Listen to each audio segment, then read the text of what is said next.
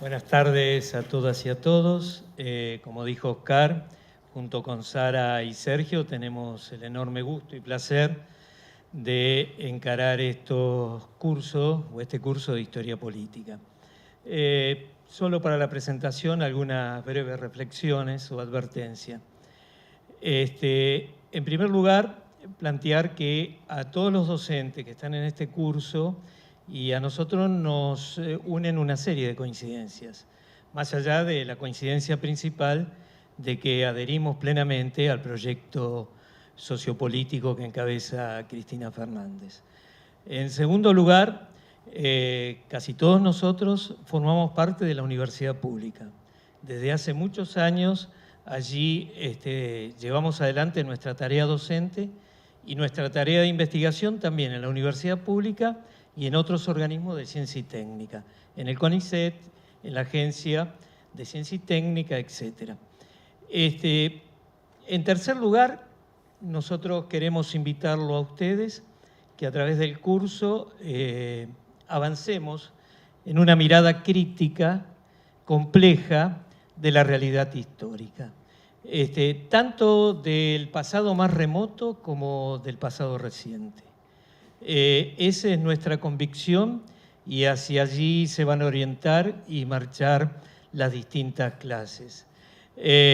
Otra advertencia, o la cuarta, tiene que ver que a diferencia de la historia tradicional, que ordena los hechos cronológicamente y que el ritmo de su historia es un ritmo que pasa por la sucesión de gobernantes, de batallas, una historia del poder, nosotros planteamos que el escenario histórico es un todo complejo y allí a nosotros nos interesa estudiar la totalidad de la sociedad y la complejidad de los diferentes planos en cada proceso. El plano económico, el plano social, el plano político, el plano ideológico. Y en ese marco planteamos que, a diferencia de la historia del poder, nosotros entendemos que en una historia de la sociedad todos sus actores tienen una historia y esa historia merece ser contada. Y en ese marco vamos a avanzar. Y ya luego, en el plano instrumental, lo que quería plantear es que el curso se ordena en 8 sesiones, en 8 reuniones, con una periodización que es absolutamente subjetiva y que tiene que ver también con el tiempo que nos han planteado los organizadores. Pero dentro de cada una de esas reuniones, que van a contar con 1 o 2 profesores, allí vamos a tratar de sintetizar, problematizar y criticar cada uno de los escenarios. Hola, muchas gracias por estar acá. Nunca nos imaginamos que iban a ser tantos los que iban a venir y los que se quedaron afuera y algunos enojados. Pero uno realmente se emociona de ver un teatro así. Lo primero que me gustaría plantear es que, si bien es verdad que queremos desarrollar un pensamiento crítico, no es lo mismo un pensamiento crítico que un pensamiento criticón.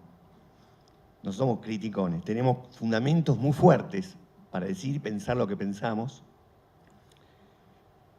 Y un poco, la historia va a ser una herramienta para arrimar a la política. Si hay algo por lo cual yo, por ejemplo, quise ser historiador, es porque me interesaba la política. Por supuesto que uno también es chusma y le interesa saber las cosas del pasado, pero es la política. Y este es un curso de historia política, podría ser de historia económica, podría ser de historia cultural, podría ser otro el eje. Y también, dentro de más o menos los 16 profesores que van a este curso, seguramente si vinieran otros, lo contarían un poco diferente. Hay que ser honestos, ¿no? En historia pasa mucho como con el periodismo. Si alguien les dice yo cuento la historia neutral, desconfíen, como cuando un periodista le dice nosotros somos periodistas independientes, no existe tampoco el historiador independiente. En ese marco nos pareció que en este contexto que empezó hace 1 año y 4 meses, a eso me refiero, al contexto, dar un curso de historia es un acto político. Esta es una clase tan grande que una persona más, y esto ya es un acto, no una clase, pero nos pareció que es un acto político, sobre todo teniendo en cuenta, y con esto voy terminando porque quiero que empiece la clase Sara, pero teniendo en cuenta las declaraciones de un ministro de Educación, que dijo que ellos vienen a plantear la campaña del desierto, pero con educación. Un presidente que en el bicentenario de la independencia pidió perdón a España, faltó decir fue un error, en un contexto en el que han desaparecido muchísimo las referencias históricas en los discursos. Bueno, casi han desaparecido los discursos. Pero queremos volver a darle contenido a la política. Nos parece que también queremos reivindicar la historia académica porque, tal vez con justicia, en algún momento se hizo un signo de igualdad entre la historia académica y el elitismo.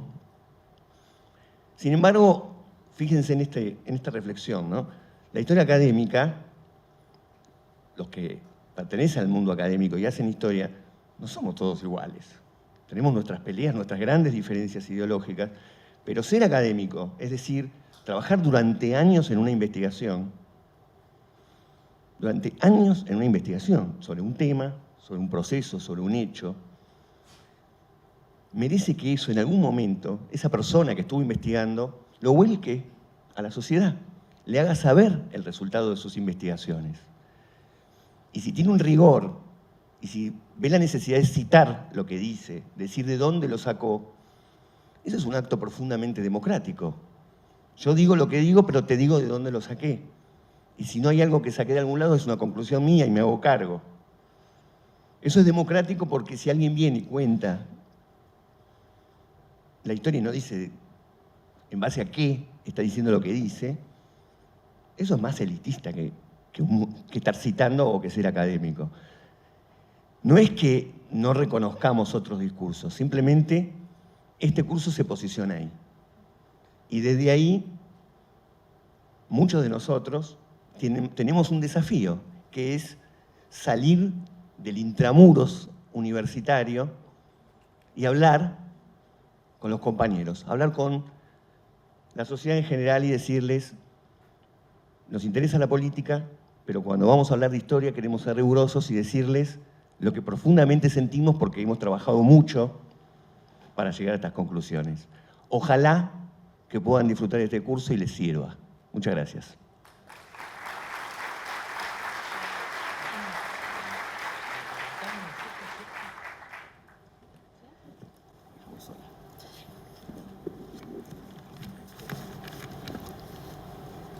Bueno, buenas tardes a todas y todos.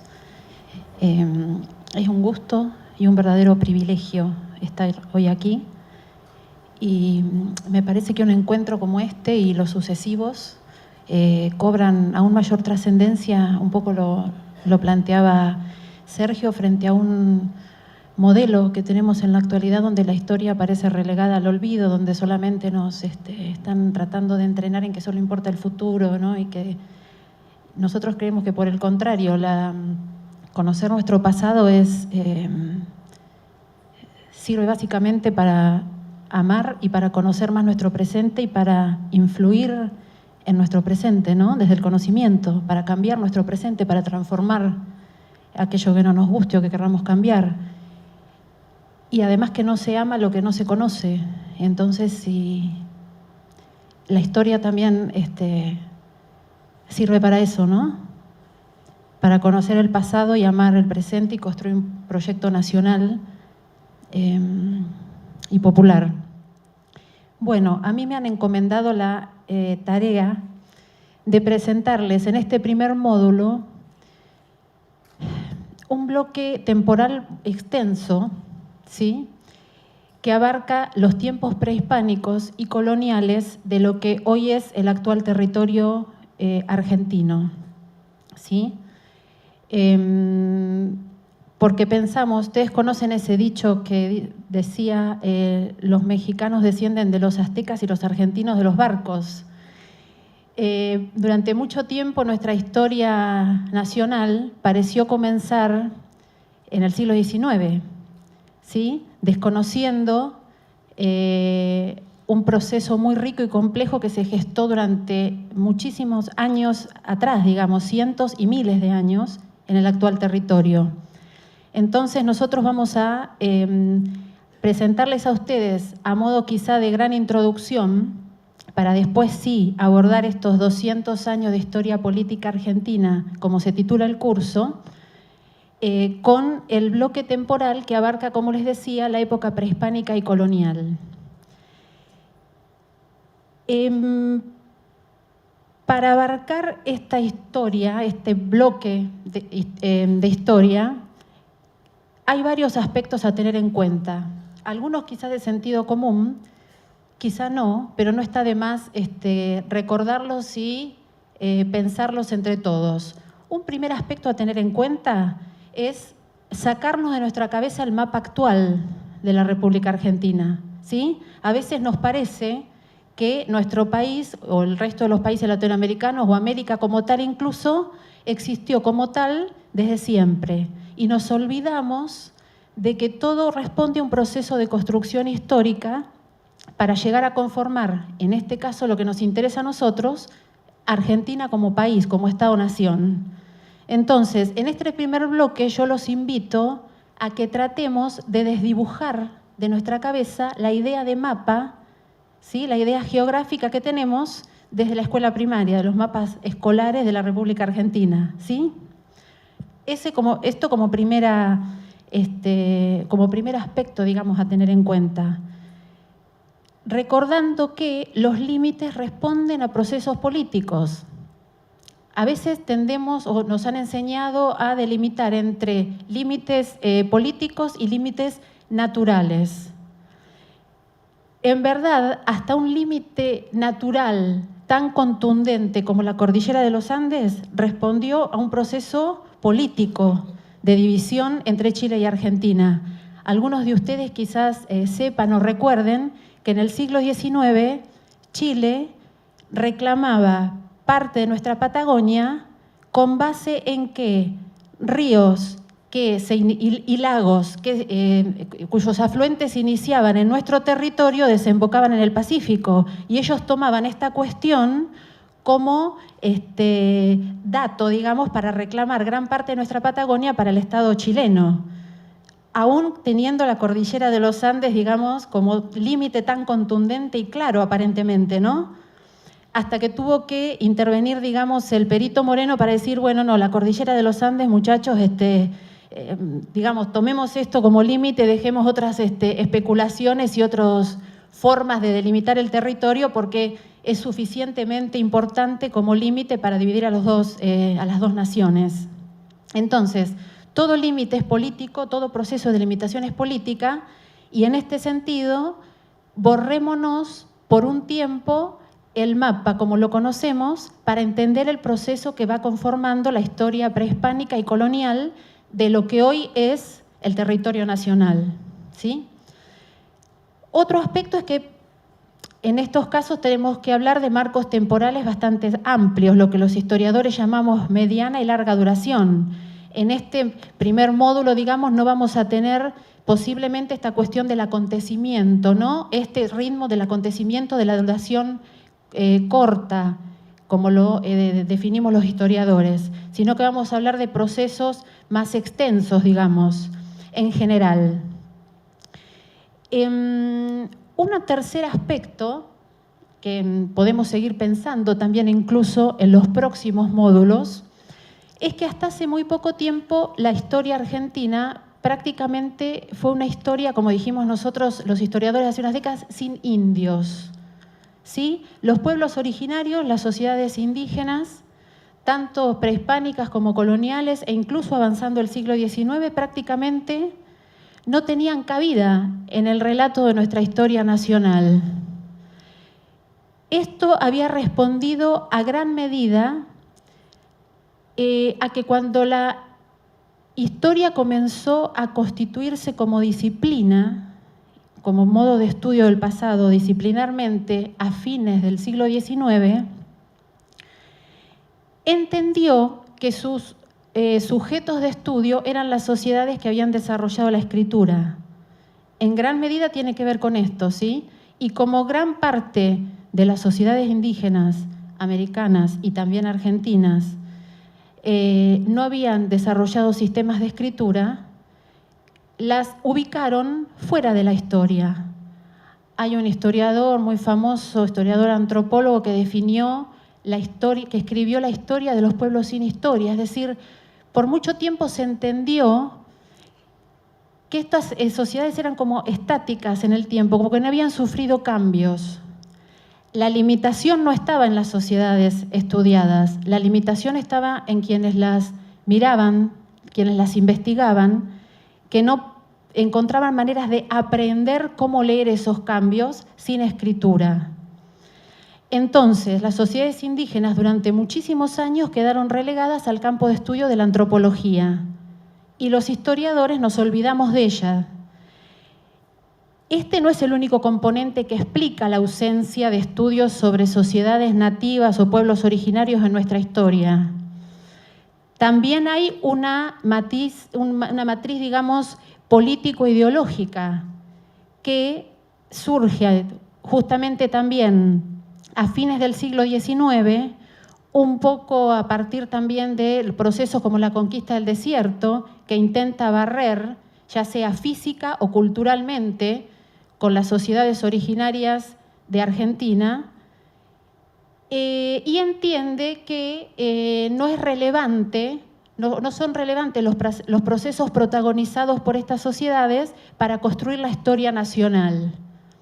Entonces, es recién a partir de, yo diría, la vuelta de la democracia en Argentina, después de la última dictadura militar, a partir de mediados de los 80, cuando los historiadores comenzamos a preguntarnos seriamente y a abordar los procesos históricos protagonizados por las sociedades indígenas de nuestro país, en permanente relación con el resto, digamos, de la sociedad. Por último, otro primer aspecto, todas estas son como puntas críticas, ¿no? Para seguir pensando cómo abordamos los estudios históricos y la historiografía de estos periodos. Cuestionar la generalización de la idea de indio, al que quiero poner muy entre comillas, y entenderla como un producto de la conquista europea. Porque cuando nosotros hacemos tabla rasa de la diversidad de las sociedades nativas previas a la invasión de los europeos y categorizamos a todos como indios, estamos desconociendo un proceso histórico milenario riquísimo en matices, la presencia de sociedades totalmente diferentes desde el norte de Canadá hasta Tierra del Fuego, y estamos, como les digo, ¿no?, desconociendo esta enorme diversidad que justamente fue la impronta que la conquista europea le quiso imprimir a nuestros territorios al hacer esta división dicotómica entre indios y europeos. Una de las características, quizá la más importante y la más relevante de las sociedades americanas prehispánicas, era la enorme diversidad entre sociedades muy heterogéneas en su composición social, política, económica, en el nivel de desarrollo o de proceso histórico al que habían arribado a la llegada de los europeos, sumado también a la enorme diversidad ecológica y geográfica del continente. Entonces, el continente americano era un continente de diversidades y las sociedades humanas eran un componente muy importante de esta diversidad.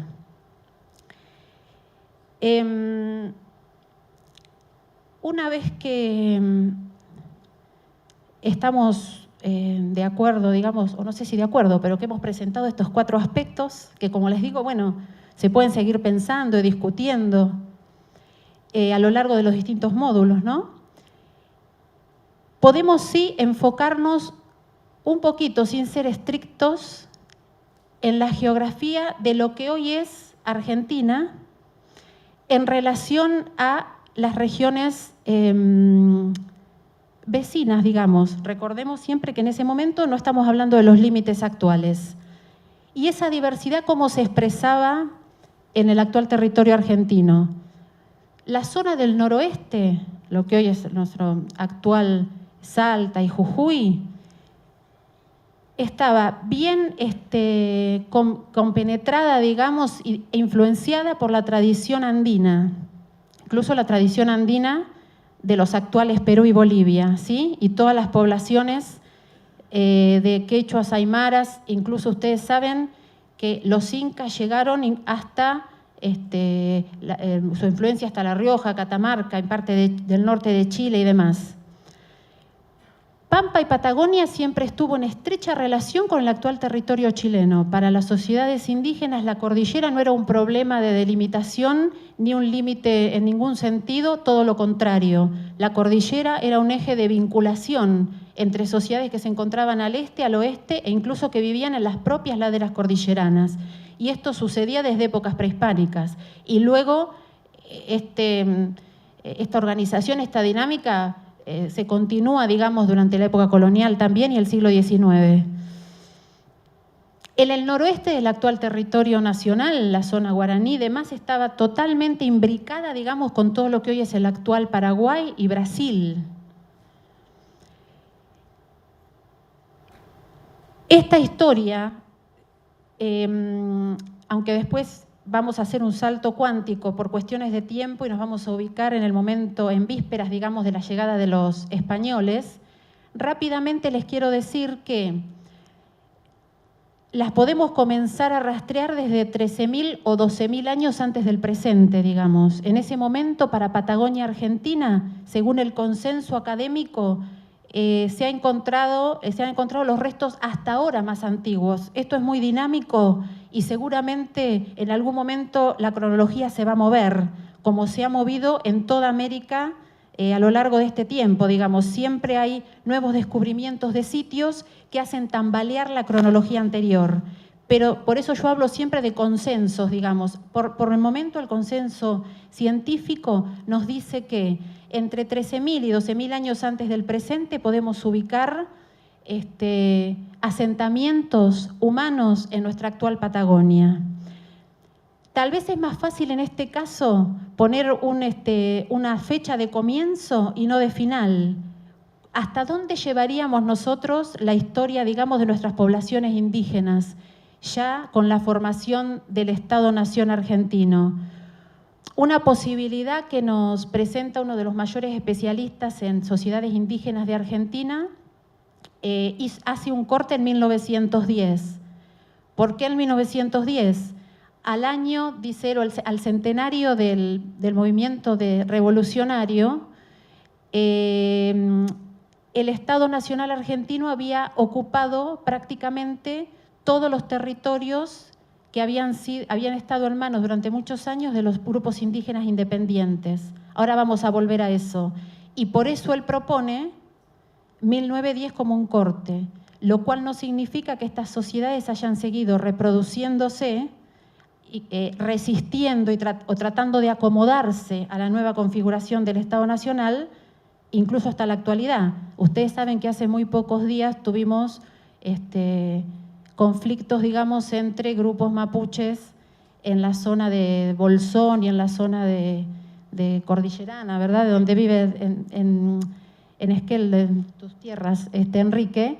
Y bueno, ahí hubo mucho debate, que si eran argentinos, que si eran chilenos, ellos reivindicaban sus tierras y sus costumbres. Entonces, no significa que estas sociedades hayan dejado de existir, ni mucho menos, pero este historiador nos propone poner como un quiebre ahí en 1910, cuando el Estado Nacional argentino sí avanza sobre los últimos territorios que habían quedado independientes, digamos, del Estado, que son, toda la Patagonia anteriormente y finalmente Chaco, que es el último reducto de grupos indígenas independientes.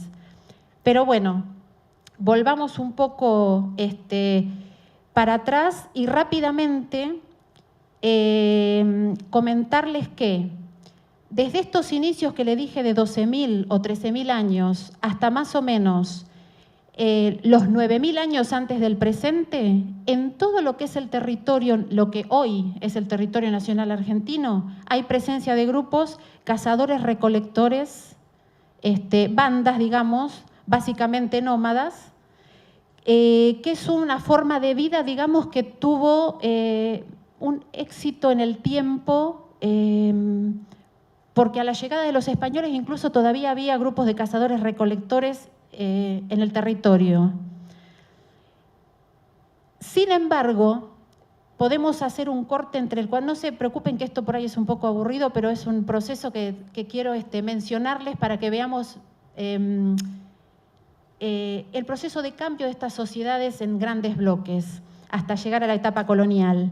Entre el 4000 y el 5000, sin embargo, hay indicios en el noroeste argentino, en la zona ligada a la región andina y en la zona de Cuyo, sobre la cordillera, actuales Mendoza y San Juan, de indicios de domesticación de plantas y animales. Es decir, hubo grupos humanos que comienzan a experimentar con la domesticación de plantas y animales y comienzan procesos de agricultura, aunque sea incipiente en algunos casos, y pastoreo.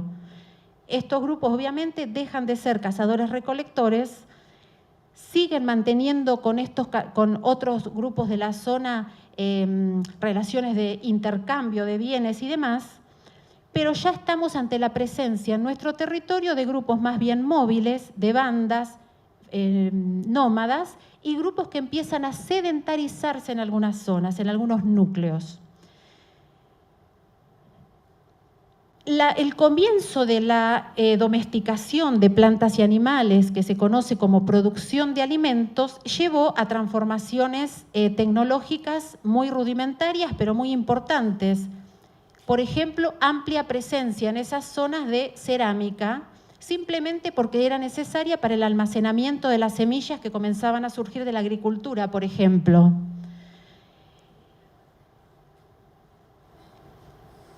Estas sociedades comienzan a dejar de organizarse, estas sociedades sedentarizadas, en bandas basadas en los linajes y en el parentesco, e inician estamos hablando de procesos lentos de transformación social, ¿no? Por eso fíjense que yo hice cortes de miles de años, ¿no?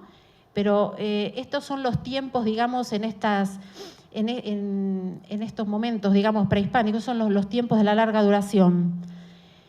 En estas sociedades sedentarizadas comienzan a desarrollarse procesos lentos de desigualdad social.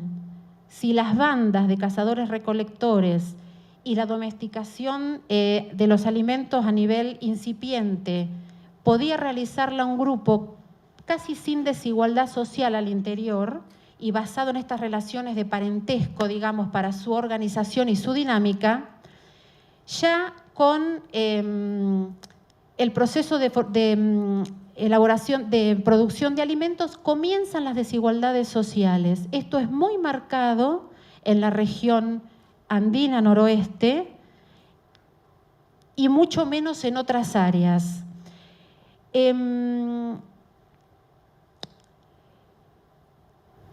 Esto era lo que estaba sucediendo, ¿sí? Este proceso era el que encuentran los españoles que llegan a América y que llegan a nuestro actual territorio. Si nosotros hacemos un corte hace 500 años más o menos antes del presente y vemos el mundo indígena en vísperas de la llegada de los europeos, vamos a encontrar el avance del imperio incaico en actual territorio argentino del noroeste, los grupos tupi-guaraní del noroeste que han avanzado hasta el Río de la Plata y todo lo que hoy es región bonaerense, norte de Patagonia y el actual Chile es como un gran bloque habitado por grupos cazadores-recolectores con profundas y dinámicas relaciones entre sí.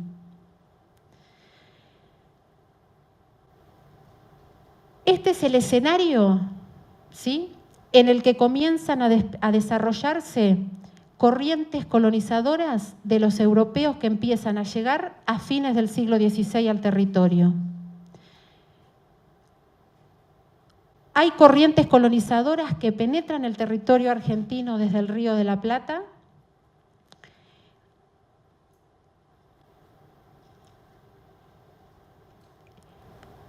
Hay corrientes colonizadoras que penetran nuestro territorio desde la zona de Perú.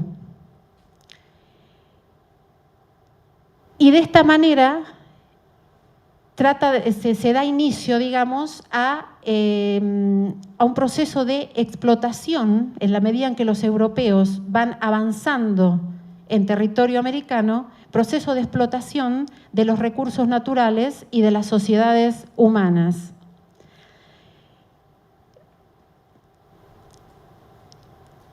La corriente colonizadora que penetra por el Río de la Plata es bastante accidentada. Ustedes recordarán que Buenos Aires, en ese sentido, tuvo dos fundaciones, esto lo sabemos desde la escuela primaria, por la resistencia ejercida por los indígenas de la zona, digamos, ¿sí? Finalmente, la ciudad aldea, digamos, en ese momento de Buenos Aires logró fundarse a fines del siglo XVI, y otras corrientes colonizadoras pudieron penetrar por los ríos del litoral y avanzar en el interior del territorio, ¿sí? Entre Ríos, Santa Fe, hasta Córdoba incluso. Y por el lado del noroeste, digamos, desde Perú,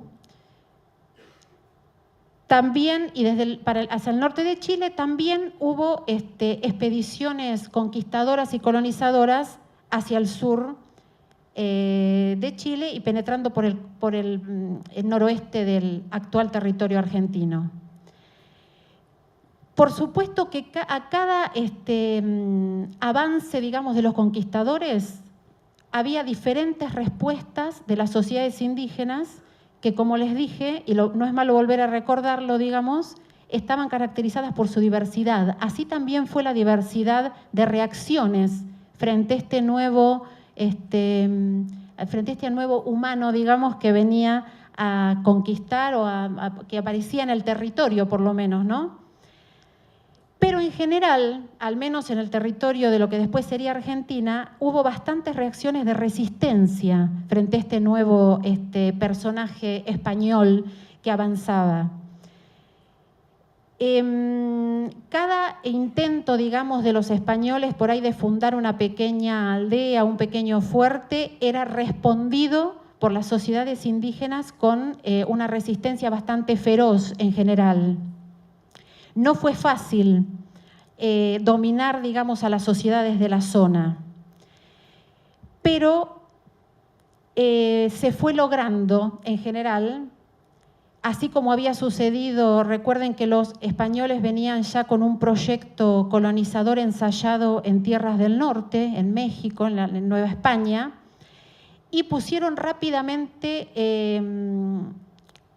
a funcionar, digamos, esa receta, digamos, que había operado en otras latitudes, que incluía, digamos, la reducción de las poblaciones indígenas en lo que se llamó pueblos de indios, digamos, es decir, reconcentrar a contrapelo de la organización indígena, ¿no? Y de la organización del territorio indígena, de la dinámica que estas sociedades tenían con su geografía, con su economía, reducir a las sociedades indígenas en pueblos de indios, allí al menos donde la población era suficientemente densa como para lograr esto, y volcarlos rápidamente a la mita, que tenía raíz prehispánica en el Imperio Inca, por ejemplo, y que tenía que ver con turnos de trabajo para ir a trabajar la tierra, que rápidamente los españoles fueron adjudicándose, digamos. Esta tierra que fueron adjudicándose en forma de encomienda, es decir, tierras a las que tenían derecho los conquistadores, solo por el hecho de haber participado en la empresa conquistadora, ¿sí? El rey de España les daba la potestad, digamos, de hacerse, digamos, de territorios y de población indígena que trabajara las tierras para ellos. La mita indígena, que hizo que muchos indígenas comenzaran a ser explotados, casi esclavizados por los españoles en estos territorios, también fue aplicada, además de al trabajo de la tierra, rápidamente a una empresa que fue la más valorada quizá por los españoles en América, que fue la minería. Y en ese sentido, rápidamente surgió, al avance de la conquista y colonización española, el sitio de Potosí, en el Alto Perú, en la actual Bolivia, que se reveló como un sitio minero de excepcional riqueza. ¿Qué pasaba, digamos, Potosí, actual Bolivia, el Alto Perú, ¿no? ¿Qué pasaba en estos, mientras tanto, digamos, en el actual territorio argentino, que es finalmente de lo que se trata nuestro curso? Los españoles estaban más o menos ubicados, digamos, en la cuenca del Río de la Plata, a partir de la fundación de Buenos Aires por segunda vez, que esta vez fue exitosa, y a partir de la penetración de colonos, digamos, por el noroeste, también habían ido conformándose lentamente lo que se llamó Tucumán, Santiago del Estero, algunos asentamientos en la actual Córdoba. Ese era el panorama nomás, el resto era territorio indígena. Nuestro actual territorio quedó, digamos, adherido al Virreinato del Perú, con sede en Lima en ese momento. Era la gran formación política, digamos, del sur, el Virreinato del Perú. Y nuestro territorio como tal quedó adosado políticamente y administrativamente a él. Y Buenos Aires, si bien tenía la ventaja de la salida al mar, digamos, por el Río de la Plata, Buenos Aires, digamos, y toda la zona, ¿no?, circundante, quedó, digamos, como a espalda de este territorio, un poquito así solita en el confín de lo que era el Virreinato del Perú.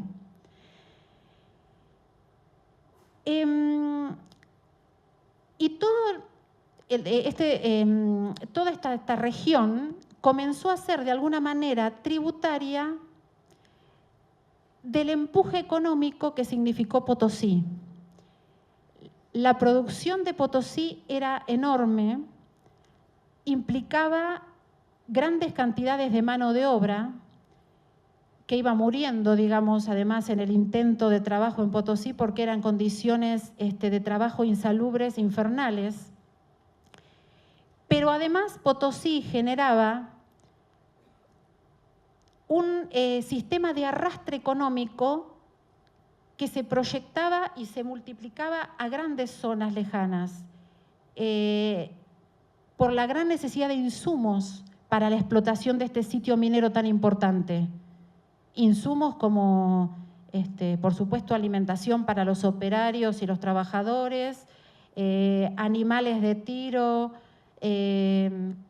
sogas, cebo para velas, es decir, Potosí era un polo de atracción económico importantísimo y todo el actual territorio argentino terminó de alguna manera siendo tributario del arrastre económico que esto significaba.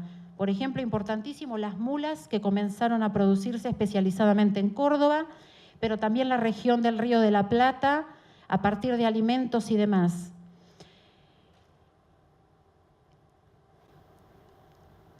Esto hizo que se desarrollaran especializaciones regionales y hubiera amplias conexiones entre diversas regiones, digamos, todas aportando a Potosí.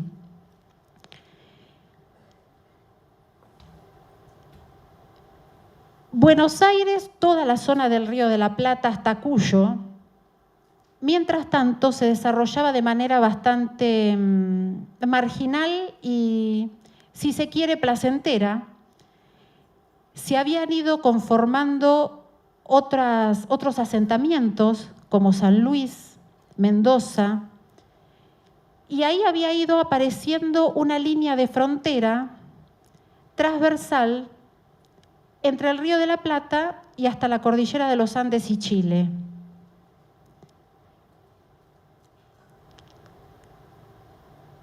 Digo que llevaba una existencia bastante placentera porque, como les digo, había quedado un poco a las espaldas del Virreinato del Río del Perú, en una zona bastante marginal, y había ido desarrollando relaciones de comercio e intercambio interesantes, regulares, y con la población indígena adyacente, ¿sí?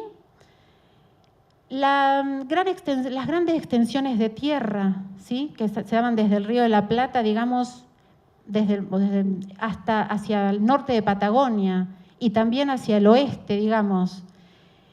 La gran cantidad de ganado que, como ustedes saben, había sido traído por los europeos y se había reproducido, pero un cachito, cierro con esto, y se había reproducido en estas extensiones tan fértiles y tan benéficas para la reproducción de ganado, hacían que la zona tuviera estuviera, digamos, desarrollándose en paz y convivencia, digamos, con las poblaciones adyacentes. Y se ha ido formando una sociedad de frontera, no como límite, frontera no como límite, ¿no?, sino nosotros lo definimos, digamos, como espacio de intercambio, de encuentro e interacción entre sociedades diversas, ¿sí?, entre la sociedad rioplatense colonial y las sociedades de Pampa y Patagonia ubicadas hacia el sur. Si quieren lo cortamos, hacemos un break aquí. Sí, está bien. Justamente había traído para mostrarles, bueno, que no sé si se ve bien, pero creo que es útil con esto de dejar de imaginarse el mapa actual, digamos, cómo era el mundo indígena, digamos, al comenzar el siglo XVI, ¿sí? El territorio nacional está un poquito marcado por una cuestión de que nos ubiquemos, digamos, nosotros como lo conocemos actualmente. Pero si ustedes se fijan, hacia el noroeste es todo el mundo vinculado con los dominios andinos, ¿sí? Todo ese gran bloque, ¿sí? Y este círculo que está hacia la zona de actual Paraguay, Brasil, es nuestro noroeste, vinculado perfectamente con esta zona, digamos, que son otros estados nacionales en la actualidad, ¿no? Entonces, a eso me refiero. Todo el sur, digamos, con los grupos puelches y tehuelches y demás, y la zona de Río de la Plata, con los querandíes, los tupi guaraníes, también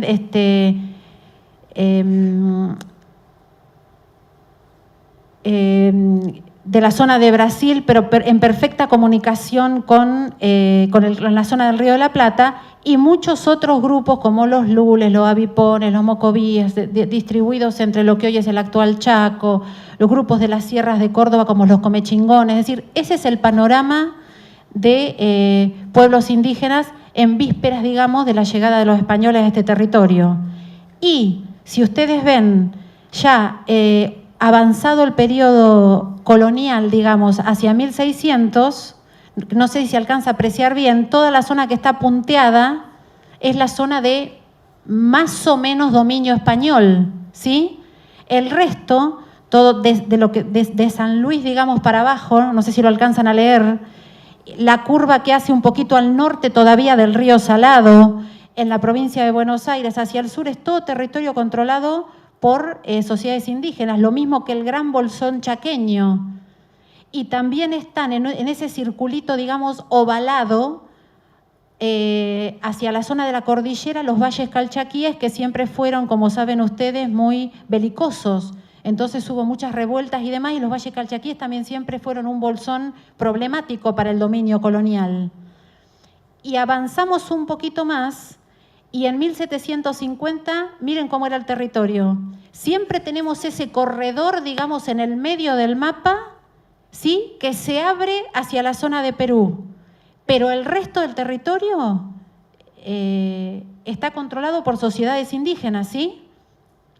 El dominio español no había accedido, y me voy a tomar el atrevimiento de avanzar hacia un periodo que no me corresponde en esta clase, pero que ustedes lo van a seguir viendo con los otros colegas, hacia 1860, miren cómo seguía siendo el territorio, ¿sí? Hacia el sur, Nor Patagonia y Sur Patagonia no formaban parte de nuestro país, digamos, y toda la zona del territorio del Chaco estaba también controlado todavía por grupos autónomos, independientes o como quieran llamarle, de sociedades indígenas, ¿sí? Entonces, les digo, estamos moviéndonos en un marco geográfico, si quieren, y de límites muy diferente a lo que es la conformación actual, ¿sí? Bueno, ¿se acuerdan que nos habíamos quedado en, yo creo que estábamos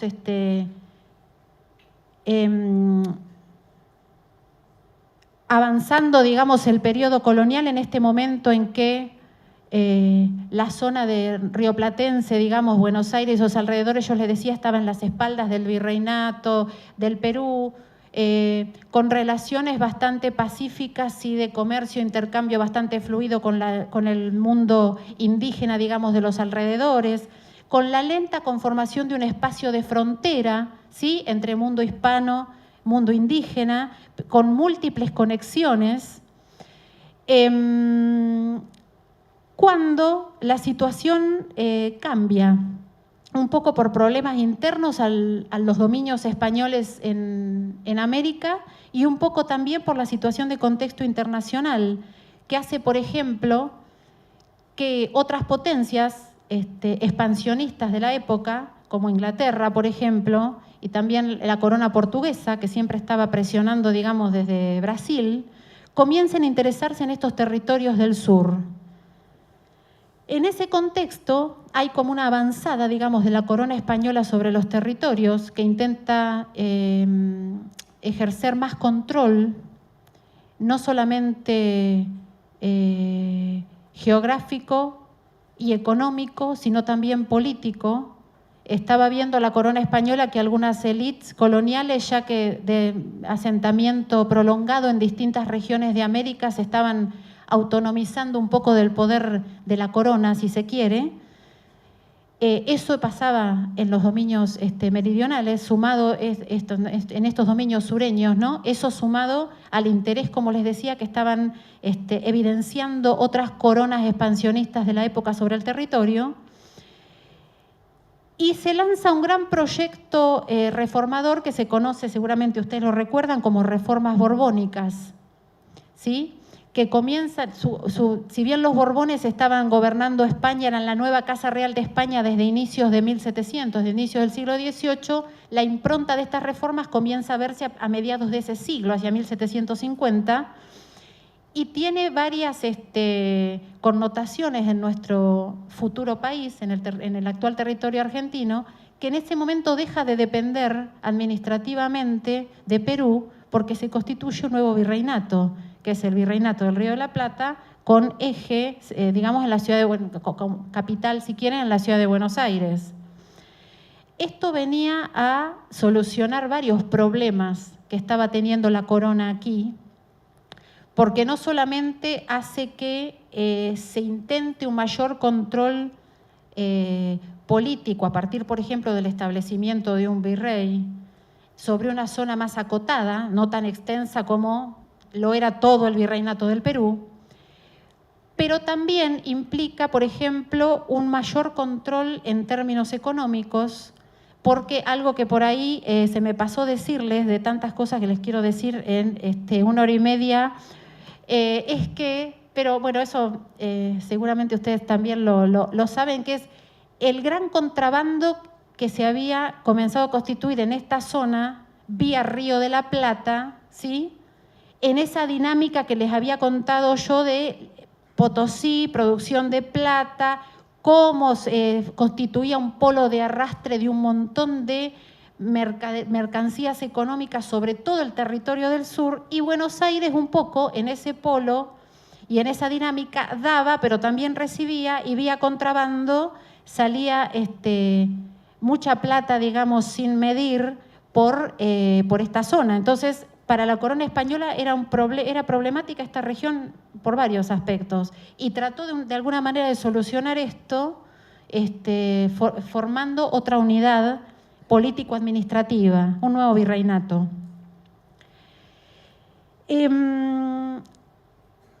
A partir de la formación del nuevo virreinato del Río de la Plata, comenzó un proceso de mayor injerencia en estas tierras, digamos, por parte del poder central. Como les dije, bueno, primera cuestión, un virrey que venía a hacerse cargo de toda esta zona. En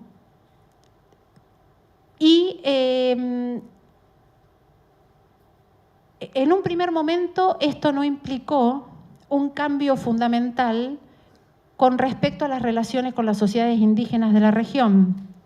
En este proceso que había ido, yo les dije, construyéndose a lo largo de los primeros siglos coloniales de relaciones de comercio, intercambio en el mundo de la frontera. En un primer momento esto no fue demasiado problemático y las relaciones siguieron siendo bastante fluidas como anteriormente. En lo que sí hubo un cambio interesante fue que a partir de la nueva administración hubo un interés por comenzar a conocer un poco más allá de las fronteras esta tierra de manera más sistemática. Y esto llevó al primer ensayo de un aspecto que yo no les mencioné por ahora, o todavía, mala mía, que fue la parte, digamos, si se quiere, de logística religiosa del avance español, ¿sí? En este momento, a partir de la creación del virreinato, hay un primer ensayo que, por cierto, fue bastante fugaz, de incursión de reducciones jesuitas en territorio bonaerense, que incluso fue anterior a la fundación del virreinato como tal, fue unos años anteriores, pero tenía que ver con toda esta nueva impronta de realmente avanzar y tratar de conocer más estos territorios y tratar, sí, de establecer relaciones con los indígenas de la zona, también a partir de misiones jesuíticas, un poco tratando de emular al éxito que habían tenido las misiones jesuíticas de la zona guaraní.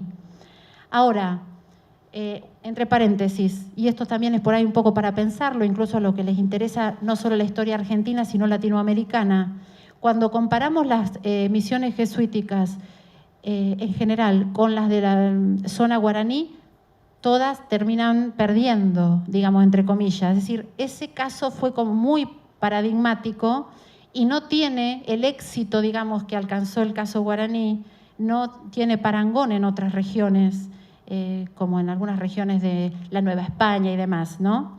En el caso de la zona que nos interesa en este momento, que es la zona bonaerense, en realidad las misiones jesuíticas que se fundaron en territorio de la actual provincia de Buenos Aires, algunas cerca de la zona de Mar del Plata, por Laguna de los Padres y demás, fue una corta experiencia de 8 o 9 años, ¿sí?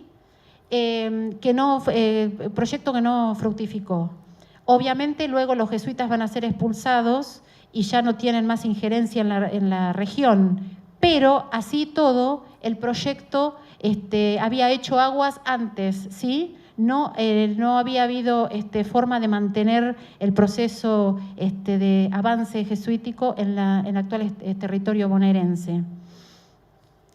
Y esto sí, aparentemente, hay algunas hipótesis, tuvo que ver con que en esa zona se habían desarrollado algunas jefaturas indígenas, ¿sí?, entre los grupos pampeanos, bastante poderosas en su territorio, bastante celosas de su poder, que no dejaron que se desarrollara el proyecto colonizador vía misiones jesuitas, que no se prolongara en el tiempo, ¿sí? Y fueron abandonadas y destruidas. Lo bueno de esa experiencia es que los jesuitas que recalaron en esas misiones dejaron fuentes muy, muy interesantes y muy importantes para los historiadores que investigamos la zona, ¿no?, con sus relatos y descripciones realmente riquísimos para conocer un poco más esas sociedades.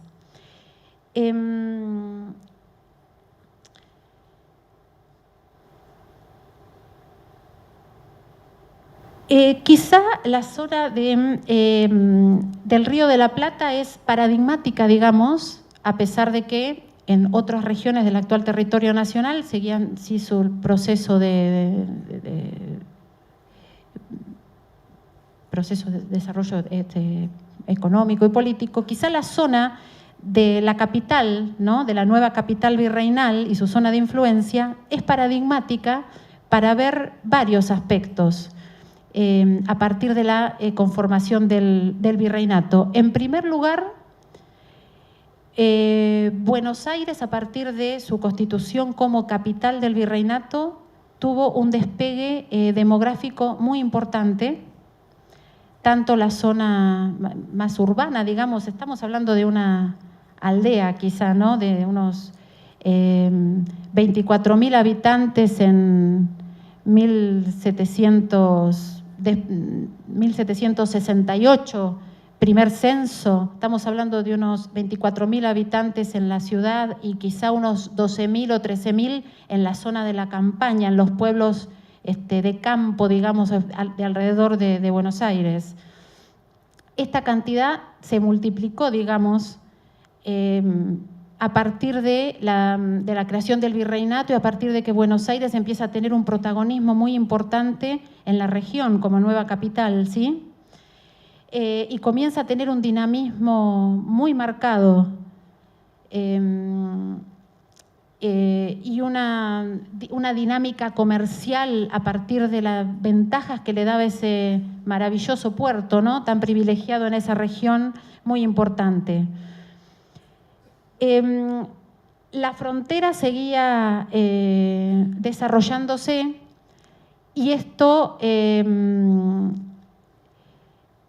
implicaba un proceso que a veces no se ha tenido demasiado en cuenta en la historiografía argentina, que es la incorporación de estas sociedades indígenas al mercado colonial a partir de procesos de intercambio que vinculaban a la zona del río rioplatense y bonaerense con toda la región pampeana, Norpatagonia, la zona cordillerana y Chile.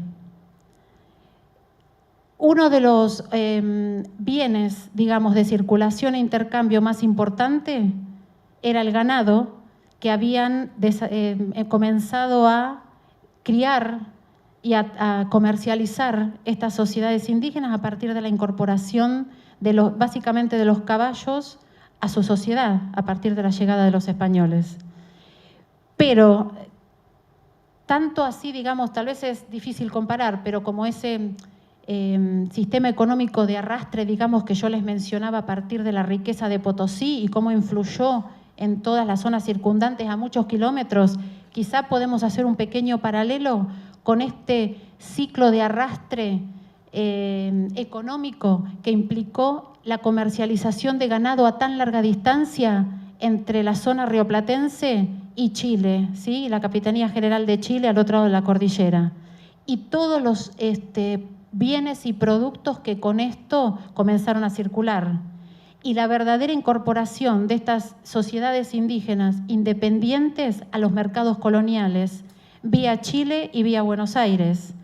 Es impresionante, a veces esto se viene estudiando desde hace 2 o 3 décadas, la cantidad de productos que fueron incorporados por la sociedad indígena, desde ropas, harinas, azúcar, yerba mate, y bueno, y por supuesto los caballos, y que eran llevados a la frontera rioplatense para intercambiar por sal, plumas de ñandú. Era un comercio impresionante. Recuerden que la sal tan necesaria en el Río de la Plata para el tema de la salazón, conservación de carnes, producción de tasajo y demás, estaba emplazada la gran salina en pleno territorio indígena, en Salinas Grandes. Entonces hay una serie de rubros importantísimos en este comercio, en este intercambio, que hacen que estas poblaciones indígenas se conecten al mercado colonial, vía Río de la Plata y vía Chile. Un proceso similar estaba aconteciendo en el Bolsón, digamos que era el Chaco. Estas sociedades que aparentemente desde el sentido común y desde la historiografía más tradicional nos las han siempre presentado como belicosas, salvajes, no integradas. Al contrario, también formaban parte de extensas redes de comercio e intercambio que las vinculaban a las haciendas, a los fortines, al mundo hispano en general. En la zona del Chaco, por ejemplo, en ese sentido eran muy importantes los ríos, porque eran canales de comunicación importantísimos, característicos de esa zona. Y la región del Chaco en ese sentido estaba también unida al noroeste argentino, a la zona andina del Alto Perú y Perú. Entonces, realmente estamos volviendo a escribir, digamos desde hace algunas décadas, pero continuamos la historia de nuestras sociedades indígenas en el marco del mundo colonial y también por lo menos de la primera mitad del siglo XIX, ¿sí? Porque las relaciones de intercambio, políticas y demás, eran impensables hace unas décadas, digamos. Yo siempre digo, a veces voy a dar alguna charlita a las escuelas de mis hijos, me invitan y demás, y siempre les digo que para el 25 de mayo nunca hay un indio pampa en la fiesta están, digamos, el que vende la mazamorra y el que prende las velas y el que vende las escobas. Entonces, ¿por qué? Me preguntan los chicos. Y yo les decía, porque ustedes creen que todos los indios de la Pampa estaban atrás de la frontera, atrás, no sé qué se imagina, atrás de un muro, y sin embargo hay evidencias que hemos estudiado en los últimos años de verdaderas delegaciones de indígenas, pampas, norpatagones e incluso mapuches de atrás, que venían a la ciudad de Buenos Aires a intercambiar, que venían a comerciar. En un momento un gobernador, no voy a recordar ahora el nombre, le dice a un subordinado: esperemos que no se den cuenta de todos los que son, porque son más que nosotros. Entonces hay que empezar a cerrar un poquito el paso, ¿sí?, en los fuertes fronterizos de tanta delegación de indios, porque son muchos. Y sin embargo, en nuestro sentido común no ha quedado esa figura en nuestro mundo colonial, nunca. Tan es así, bueno, disculpen que me explaye un poquito en esto porque es un tema que a mí me apasiona, que había comerciantes en la ciudad de Buenos Aires que tenían barracones, ¿sí?, donde alojaban a estas delegaciones que venían y se quedaban varios días, y que no solamente, ojo, venían a comerciar, a veces también venían como delegaciones de tipo diplomático a presentar saludos al gobernador antes de que fuera el virreinato, luego al virrey, bastante numerosas a veces, no tan numerosas en otras ocasiones.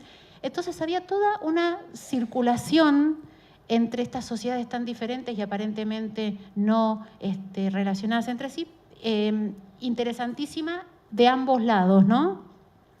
También en Buenos Aires, donde creo que habría que incorporar en las efemérides, digamos, el 25 de mayo, al indígena Pampa vendiendo algo en la ciudad, ¿no? Como un personaje más de la ciudad. Así lo hemos borrado también de las efemérides, a esta relación con nuestros pueblos indígenas independientes, si se quiere, o autónomos, ¿no? O aquellos que no se integraron plenamente al territorio colonial.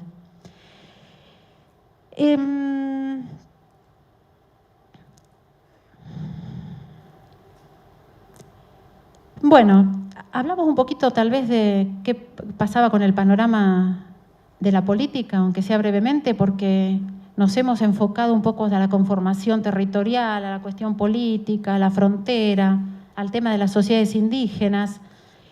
Pero bueno, en este momento, como les digo, el tema de las reformas borbónicas y de este proceso, de este intento de mayor injerencia de la corona en los territorios de ultramar, no solamente en el Río de la Plata y en el actual territorio argentino, sino también esto se vio en la Nueva España y en otros virreinatos hispanoamericanos, ¿verdad? estos intentos de mayor injerencia se ponen en marcha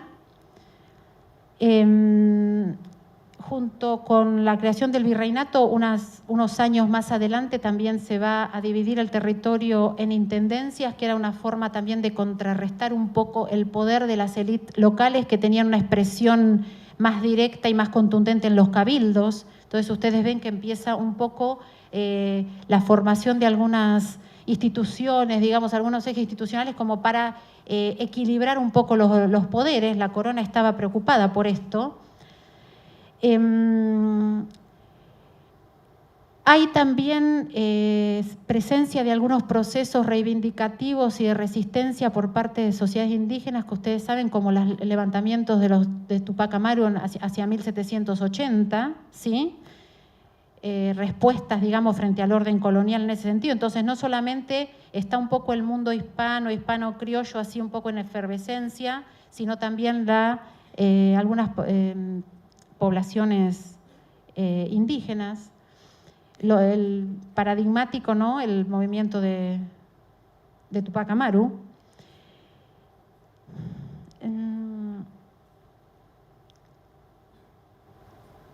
Y en este panorama, digamos, si como nosotros hemos planteado un corte, digamos, hacia 1810, no sé si ustedes tuvieron oportunidad de ver el programita, entonces el próximo módulo lo va a tomar un colega y más o menos, si bien los cortes así no son tajantes porque los procesos a veces sobrepasan, digamos, las fechas, digamos, o por lo menos en el planteamiento nuestro así es, pero digamos, si nos vamos acercando un poco a lo que era Argentina en 1810 y a los sucesos de Mayo y demás, hay un antecedente importante, digamos, bastante trascendental en este proceso, que son las invasiones inglesas, ¿no?, que tiene que ver con esta presencia, digamos, de otras potencias expansionistas, colonialistas en la zona, como yo les decía, que fue un poco también la otra pata que llevó a la corona española a tratar de anudar un poco más, ajustar un poco más el nudo de su presencia y de su autoridad en la región. Además del tema de las élites locales, como les decía, y demás, un poco la presencia de estas otras potencias. Y si vamos a empezar a pensar un poco en, como les decía, en los sucesos hacia 1810 y en el corte en el que va a comenzar el próximo módulo, tener en cuenta este suceso dentro del desarrollo político, digamos, de la región rioplatense y sus connotaciones hacia el interior de lo que es hoy el territorio argentino, porque ahí apareció como un primer intento importante de organización popular, digamos, para contrarrestar esta invasión, y se sentaron algunas bases organizativas de lo que luego va a desembocar, digamos, en los sucesos del año 1810. ¿Sí? Ahí hay un punto de inflexión en ese sentido. Y bueno, no sé si lo podemos dejar un poco hasta aquí. Si ustedes quieren expresar inquietudes o... ¿Sí? ¿Estamos? Sí, dos cosas. Primero, un aviso. El lunes que viene no estamos reunidos, es carnaval. Sí, les decía, el lunes que viene hay un paréntesis en el curso porque son las festividades de carnaval. El lunes siguiente seguimos con el módulo 2, que va a estar a cargo de Susana Bandieri. Y es desde la independencia a la construcción de la nación. Y ahora yo diría que podríamos tomar 10 minutos para alguna reflexión o pregunta de algunos de ustedes. Quizá más que preguntas, es una idea, ¿no? Alguna reflexión de ustedes o en realidad lo que ustedes prefieran o decidan, pero quizá alguna reflexión que incluso a nosotros, como cierre de este primer módulo, nos oriente un poco, nos dé alguna idea de cómo ustedes han percibido este proceso, este primer acercamiento, o alguna reflexión crítica, o no sé. Pero bueno, por supuesto que están en libertad de expresar lo que ustedes quieran.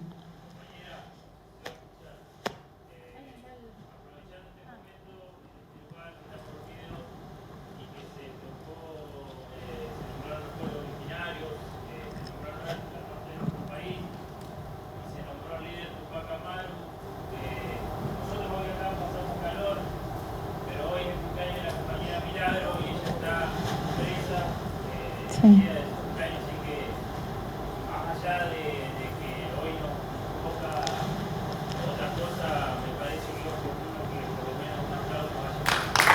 Sí.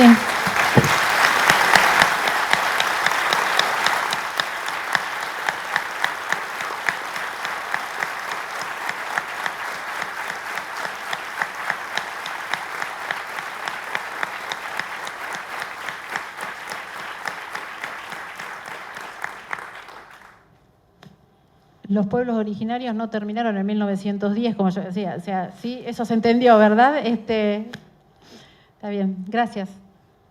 Gracias.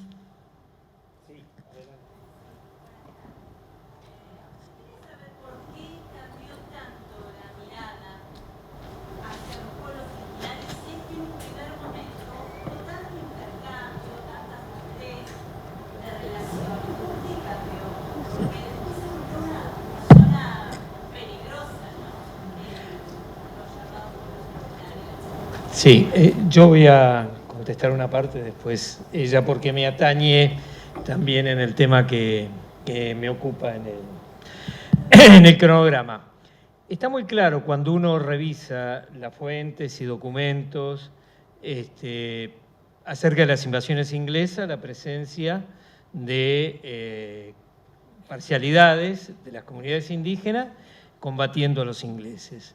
Esto está registrado en el Cabildo de Buenos Aires. De la misma manera, hacia 1810, en el proceso de ruptura, también allí están presentes algunos caciques de los alrededores indígenas. Es decir, la mirada, por lo menos hasta 1860, 1870, es muy claro, donde las autoridades criollas españolas no invisibilizaban al indígena. La construcción de una nación blanca y la desaparición e invisibilización del indígena arranca mucho tiempo después, y arranca ya con todo el pensamiento positivista de la segunda mitad del siglo XIX, básicamente 1860, 1870. Y allí se incorporan algunos elementos que tienen que ver con este tema de el indígena convertido como signo de incivilización. En realidad, el signo de incivilización en la Argentina es el desierto.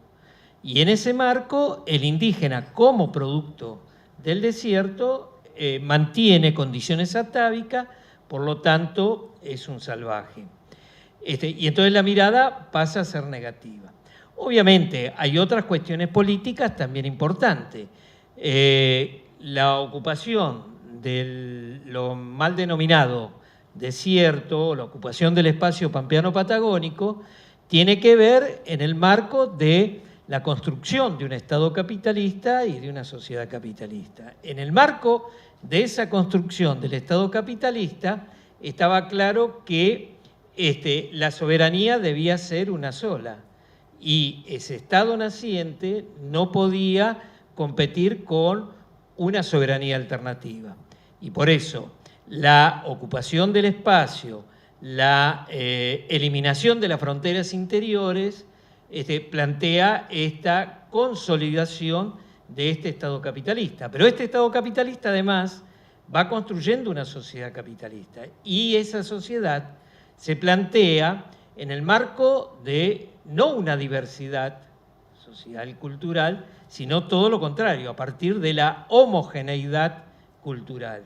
Y entonces, rápidamente, el indígena deja de ser mirado como se miraba en las primeras décadas del siglo XIX y pasa a ser visto como un salvaje, un bárbaro, un delincuente y todos los estigmas posibles. Pero además se va acuñando, en el marco de esa invisibilización, se va acuñando también una segunda mirada que tiene que ver con la desaparición física de los indígenas. Entonces, como que la nación blanca, y esto lo que planteaba Sara, de que descendemos de los barcos, también se va acuñando en esa etapa, y entonces la idea es que los indios murieron todos en la conquista del desierto, no existen. Y esto no es solo patrimonio de determinados publicistas y políticos, sino que, como anécdota le cuento, en los años 60 había una revista de actualidad en la Argentina, la revista Extra, en la cual se le hace un reportaje a una de las primeras espadas de nuestras letras, y contesta ante la pregunta ¿qué pasa con los indígenas? Dice, en la Argentina no hay indios, murieron todos con la conquista. Jorge Luis Borges decía esto.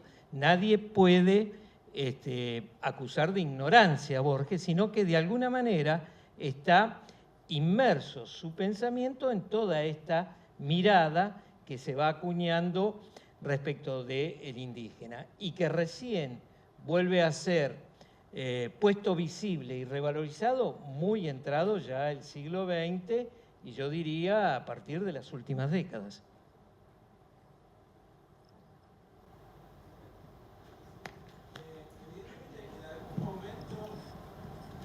En consideración, porque en la Constitución del 53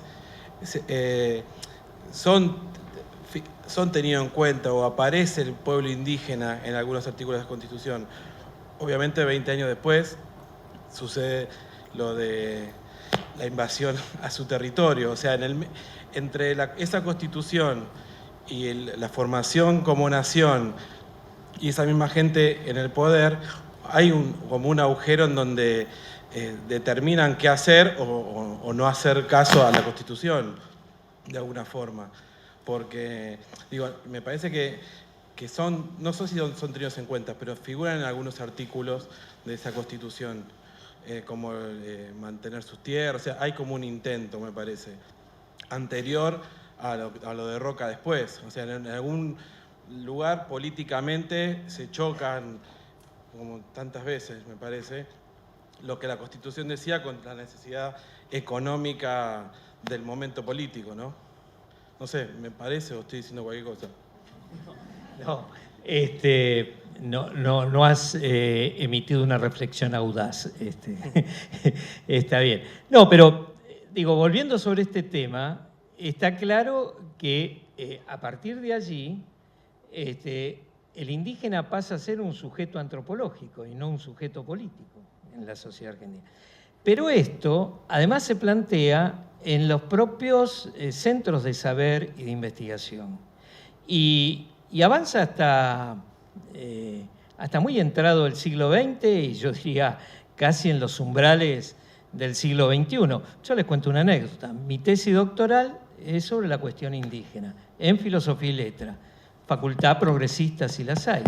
Bueno, mis jurados fueron todos antropólogos. No había jurado historiadores. Esto le muestra algo, ¿no?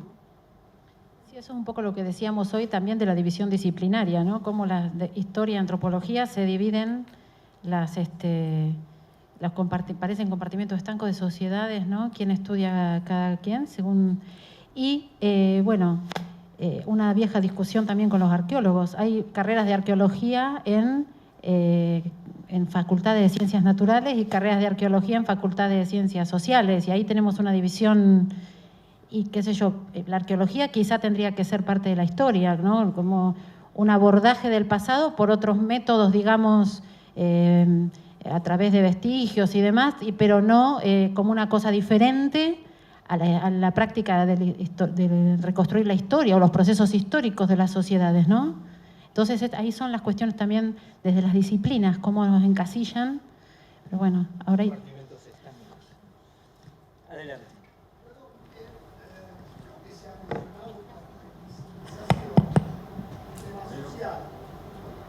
Pero me parece que interviene también un aspecto económico, porque la voracidad de las élites metropolitanas hacía que tuvieran necesidad de tener muchísimo más territorio, más poder, más capital, y era necesario eliminar a esa gente para que nunca más pudiera reivindicar un sentido de pertenencia de lo que ellos iban a tomar como propio.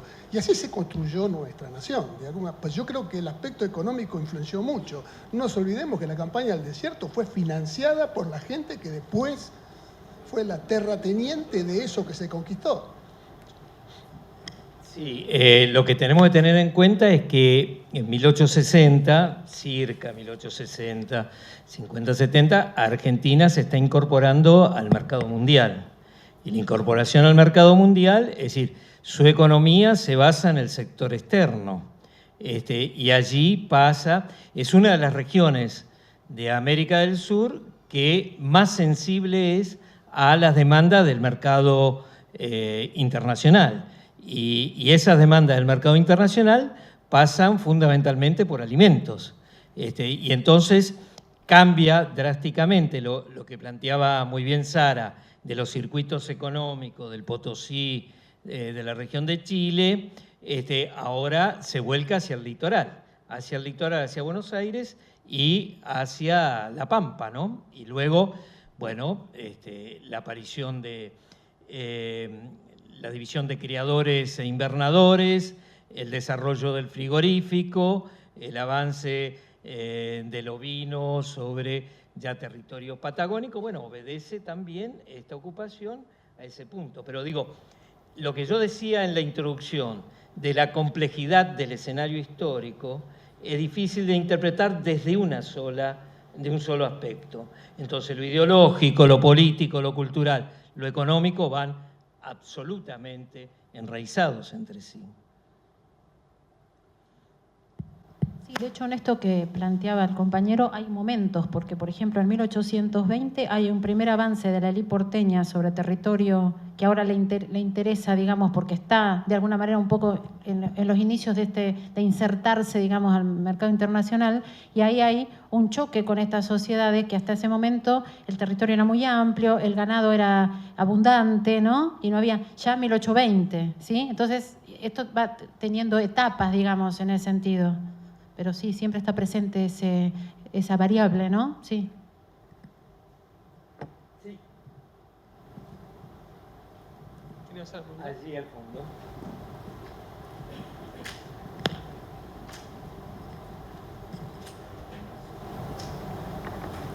Gracias.